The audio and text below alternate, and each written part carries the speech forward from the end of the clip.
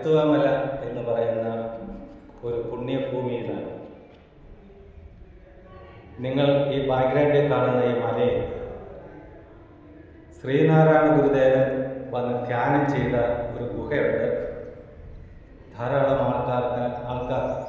അവിടെ വരികയും ആ ഗുഹയെ സന്ദർശിച്ച് അവിടെ ഏതാനും നിമിഷം ചെലവഴിക്കുകയും ചെയ്യുന്ന ഒരു പുണ്യഭൂമിയിലാണ് ഇപ്പോൾ ഞങ്ങൾ നിൽക്കുന്നത്. എല്ലാ മനുഷ്യരെയും സഹോദരങ്ങളായി കാണുന്നതിനും എല്ലാവരുടെയും ദൈവാനുഭവം എന്നത് എല്ലാവരുടെയും ഒരേ ദൈവാനുഭവമാണെന്നുള്ള ആ ഏകത്വ മനോഭാവത്തിലേക്ക് നമ്മുടെ മനസ്സാക്ഷിയെ ഉയർത്തുവാൻ ഈ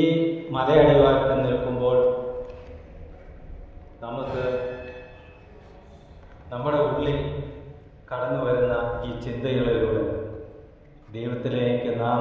സ്വയമേ ഉയരുവാനും മറ്റുള്ളവരെ ഉയർത്തുവാനും ദൈവത്തിൻ്റെ സാർവലൗകികമായ സാന്നിധ്യത്തെ അനുഭവിച്ചറിയുവാനും ഒരു വേദിയായി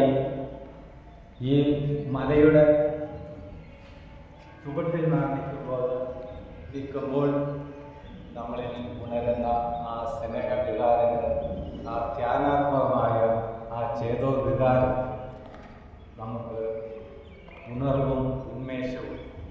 എല്ലാത്തിനും ഉപരിയായി ആദർശപൂർണമായൊരു ജീവിതം നയിക്കുവാൻ ജാതിക്കും മതത്തിനുമെല്ലാം മേലാകെ എല്ലാവരെയും കാണുന്ന, എല്ലാവരെയും സ്നേഹിക്കുന്ന ഒരു ദൈവത്തിലേക്ക് നമ്മുടെ മനസ്സ് ഉയർത്തുവാൻ